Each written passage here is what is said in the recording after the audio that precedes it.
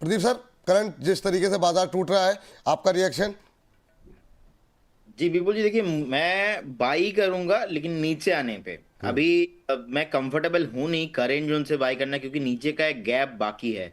वो जिस दिन यूएस एंड इंडिया का ट्रेड डील हुआ था ना, उस जो सेकंड दिन का जो इतना बड़ा गैप अप था, वो गैप अप अभी भी थोड़ा गैप बाकी है।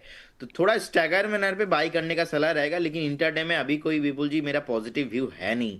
एक बार ना 25,650 इसके ऊपर सस्टेन होना बहुत इंपॉर्टेंट है निफ्टी को। अगर 25,650 इसके ऊपर जब तक सस्टेन नहीं हो रहा है, मैं बाय नहीं करूंगा। अच्छी बात यहाँ पर निकल के आई है। अच्छा चलिए, ये बात तो हो गई आरबीआई पॉलिसी को लेकर के, बाजार को लेकर के। 25,500 भी टूट गया है, नजरें यहाँ पर हमारी रहेंगी उसी के इर्द गिर्द घूमता हुआ। देखते हैं किस तरह की आगे चल करके रिकवरी आती है। लेकिन जो बात हम लोग कल से कर रहे हैं, परसों से इन्फैक्ट कर रहे हैं, वो है बात गोल्ड सिल्वर की गिरावट को लेकर के। तो आज एक छोटा सा सेगमेंट कर लेते हैं अंशु सर, प्रदीप सर के साथ, क्योंकि काफ़ी लोगों की क्वेरीज यहाँ पर लगातार हमारे पास बनी हुई है कि गोल्ड सिल्वर ईटीएफ में क्या करें, गिरावट थमती क्यों नहीं दिखाई दे रही है। और एक एक रिएक्शन आप दोनों से सबसे पहले अंशु जी, आपसे पहले। और आप $59 के अपने रुख पर अभी भी कायम है?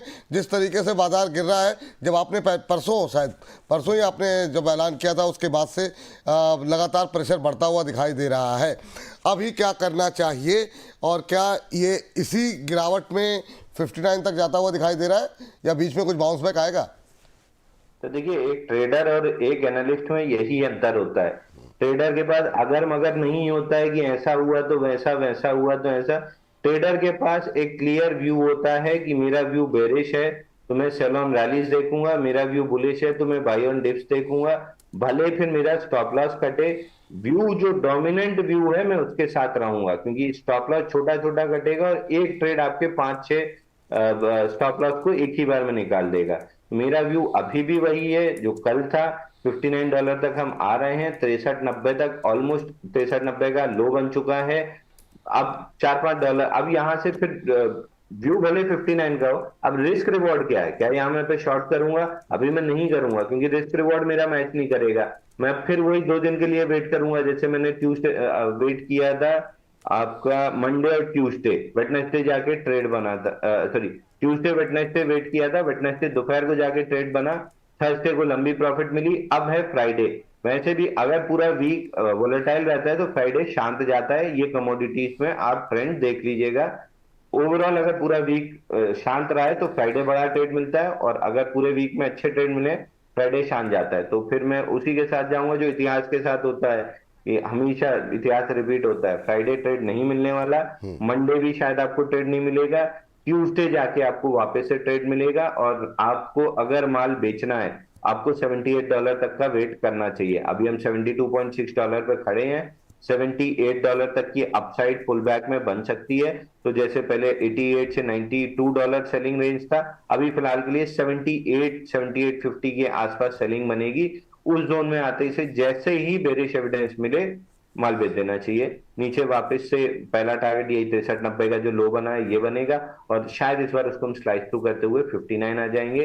59 आना बड़ी बात नहीं है।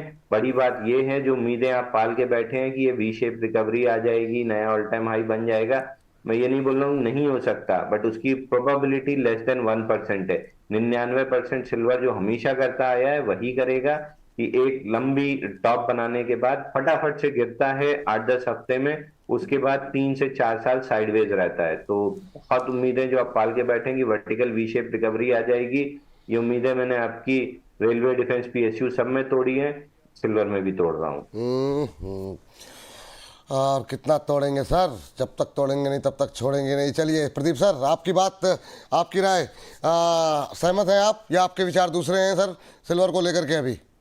Sir view sell on rise ही रखना है, बट मुझे लगता है कि एक बार बाउंस बैक फिर से पॉसिबल है।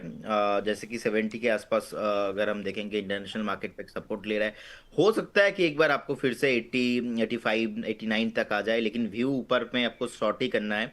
और जब भी ऐसा तेजी के बाद इतना बड़ा एक डाउनफॉल आता है, तो चार्ट इजीली फिर से अप ट्रेंड में पहुंचता नहीं है। तो वो पॉसिबल नहीं होगा फिर से सिल्वर इमीडिएट लेवल पे रिकवरी करना। तो कभी भी आपको थोड़ा ऊपर मिलता है, आपको बेच के ही जाना है। और सर मुझे लगता है कि आपके चैनल में सबसे इम्पोर्टेंट बात तब हो गया था जब आप आज से 1 महीना पहले से चिक चिक के बोल रहे थे कि क्या करना है क्या करना है। हम सब लोग आके यही बोल रहे थे कि नहीं खरीदना है, मतलब इतना हाई पे तो नहीं खरीदना है। बिल्कुल। सो वो जो चीज है ना बहुत इंपॉर्टेंट है। जिन्होंने फॉलो किया ठीक है, जिन्होंने फॉलो नहीं किया अभी रो रहे हैं। सो मुझे लगता नहीं कि सर अभी बाय करना चाहिए, और से शॉर्ट करना भी थोड़ा बहुत रिस्की हो रहा है क्योंकि ऑलरेडी एक अच्छा खासा करेक्शन भी हमने देखा है। तो ये थोड़ा कंसोलिडेशन भी हो सकता है कि चला जाए, तो इसीलिए एक बार सेफ जाना बेटर रहेगा कि कुछ मत करिए। अगर आपके पास ऑलरेडी है एक उछाल में कुछ भी 85 86 के आसपास मिलता है तो बेचिए। और मुझे लगता नहीं कि पुराना प्राइस में भी आपको सिल्वर मिलेंगे। जो 1 साल पहले का प्राइस है सिल्वर गोल्ड, उस प्राइस में आपको नहीं मिलेंगे। एक कंसोलिडेशन 2 4 साल प्राइस ऊपर नहीं आएगा, इसी रेंज के आसपास घूमता फिरता रहने वाला है। चलिए, तो ये भी बात है कि मतलब पुराने भाव भी नहीं मिलेंगे। अब सवाल उनके लिए जो कि हमारा क्योंकि फोकस जो है वो सिल्वर ईटीएफ को लेकर के ज़्यादा, गोल्ड और सिल्वर ईटीएफ को लेकर के ज़्यादा है, क्योंकि हम बात नज़रें हमारी शेयर बाज़ार को लेकर के रहती हैं। ईटीएफ्स में क्या करें? ईटीएफ में जो ट्रेडर्स हैं जो इस उम्मीद पे हैं कि जैसे अभी अंशुल जी कह रहे थे, अंशुल जी आप हैं हमारे साथ? चलिए अभी अभी बिल्कुल है। चलिए अंशुल जी अंबाला जी दोनों लोग जुड़ गए हैं, चलिए आ गए। आप तो हाथ पकड़ लिए, आप कहाँ छोड़ेंगे सर? अरे बहुत शानदार, बहुत शानदार। अच्छा, कल लोगों ने आपके कुछ टिप्पणियां रह जाती हैं। अब कुछ लोगों की टिप्पणियां हैं, कह रहे हैं आप आजकल अंशुल सर मुस्कुराने लगे हैं। मैंने कहा इतनी माइन्यूट ऑब्जर्वेशन। अंबाला मैम बहुत बहुत स्वागत है आपका।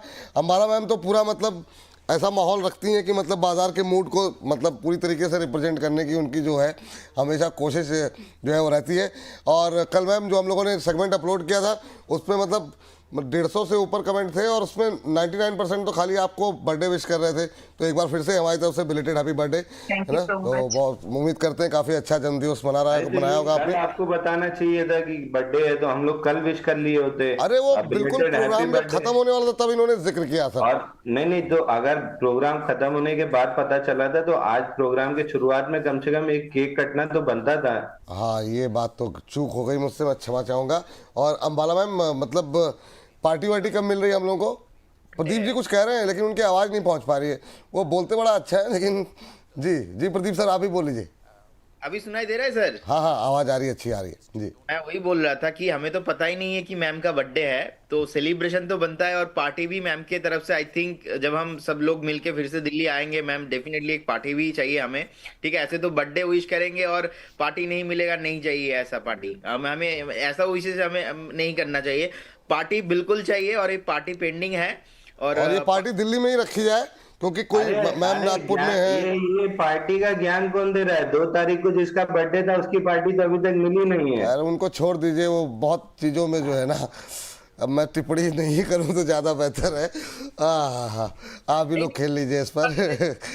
नेक्स्ट टाइम पक्का जब मैं दिल्ली आने वाला हूँ सब लोग को एक एक मैसेज करूंगा। आप जब भी आएंगे तो मेरे तरफ से तो पार्टी पक्का है एकदम। ठीक है, अब अंबाला मैम को जो है अंबाला मैम आए और वो भी पार्टी दें, तो हम बातचीत अब आगे बढ़ते हैं और ईटीएफ्स को लेके बातचीत कर रहे हैं क्योंकि इस मैं सेगमेंट मेरा को। रिप्लाई तो दे दूं। अच्छा कर दीजिए मैम जी, पहले कर दीजिए। ओके, आप सभी को बहुत बहुत थैंक यू सो मच। और डेफिनेटली मेरी पार्टी शायद आप लोगों को मतलब घरेलू पार्टी रहती है, मतलब टेस्ट ऐसे ही है, तो वो definitely people are most invited.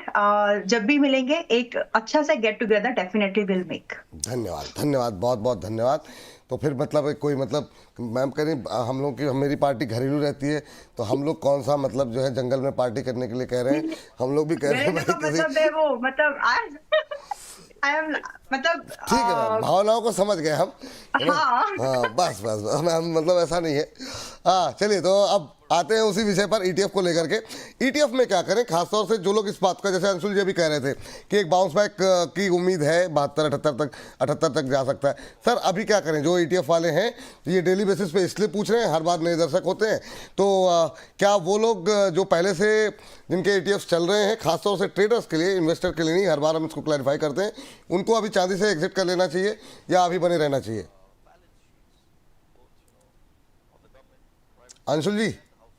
Sir देखिए, मैं तो कल भी एग्जिट के ही मूड में था, अभी भी एग्जिट के ही मूड में हूँ, लेकिन तुरंत एग्जिट नहीं करना है। पहले जैसे $75-76 में डिस्कस हुआ था कि 88 आने दीजिए, 88-90 की रेंज में एग्जिट करना है। अभी 72-72.5 चल रहा है, तो 78 से 80 की जोन में एग्जिट करना है। अब इसको आप एमसीएक्स पे अगर कन्वर्ट करें तो लगभग $6 से $7 की अपसाइड दिख रही है। तो $7 पकड़ के अगर मैं उसको कॉमेक्स पे मल्टीप्लाई करूं 90 रुपए से, तो लगभग यहाँ से 20-22 हजार रुपए की तेजी अगर आपको मिलती है तो वहां पे सिल्वर में एग्जिट कर लेना चाहिए। बहुत जल्दी आपको भाव नहीं मिलने वाले हैं। चलिए, HEG ग्रेफाइट तो नहीं थे आप उस समय। रेलवे डिफेंस तो मैं आपको लाइव कब से 1.5 साल से दिखा रहा हूं कि बाइंग क्लाइमैक्स के बाद कितनी भी कुछ अच्छी खबरें आ जाए नीचे ही आते हैं स्टॉक। आपने बजट के बाद देखा ही है, बजट के पहले से बोलते आ रहा था बेच के आइए, अभी भी यही बोल रहा हूँ, सिल्वर में रैली मिलती है तो बेच के निकलिए। 20-22 हजार रुपए ऊपर मिल जाए, $7-8 ऊपर मिल जाए, बेच के निकल जाइए। नहीं फिर 2-3 साल ये माला आपके गले में पहना के मार्केट चला गया है, अभी मौका है, उतार लीजिए। नहीं तो फिर ये 2-3 साल बाद आप पछताते रहेंगे कि उस समय निकल गए होते तो अच्छा रहता। काफी लोअर प्राइजेस देखने में मिल सकते हैं। जी चलिए ठीक। अमाला मैम सहमत हैं आप ये जो अंशुल जी कह रहे हैं, क्योंकि समय अब इसको हम इस सेगमेंट को वाइंड अप करने जा रहे हैं। क्या ETF से अभी तुरंत एग्जिट करना चाहिए? अभी सिल्वर को लेकर के आपका आउटलुक क्या है? क्या और डाउन साइड आप देख रही हैं? अंशुल जी ने 59 का टारगेट दिया है, आपके टारगेट्स क्या होंगे $59 के, मतलब जी इंटरनेशनल कॉमेक्स को?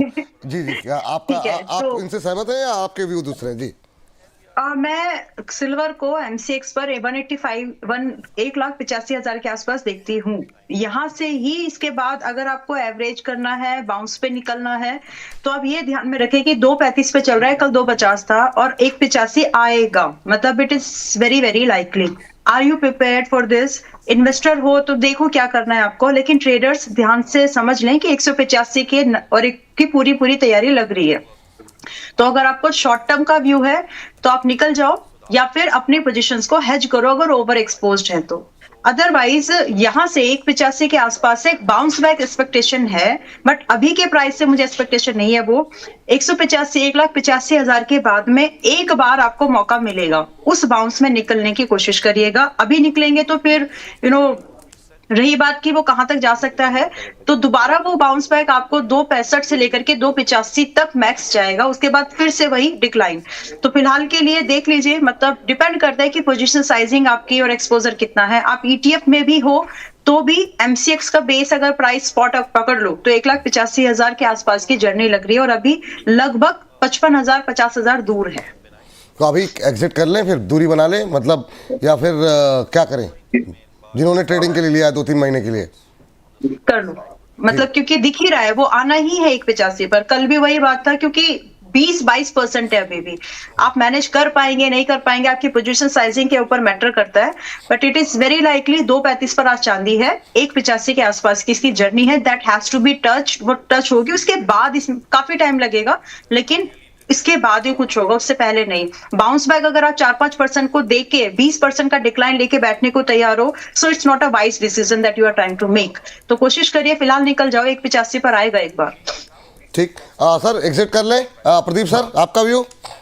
जी बिल्कुल, अभी थोड़ा वेट कीजिए, बाउंस पे करने का रहेगा। मुझे लगता है कि एक बाउंस मिलेगा अगर $70 इंटरनेशनल मार्केट पे नहीं ब्रेक होता है तो।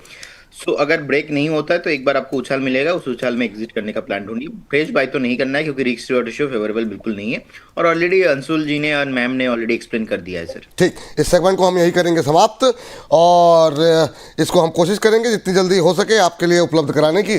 जैसे ये उपलब्ध हो जाएगा आप लोगों को हम सूचित कर देंगे। तो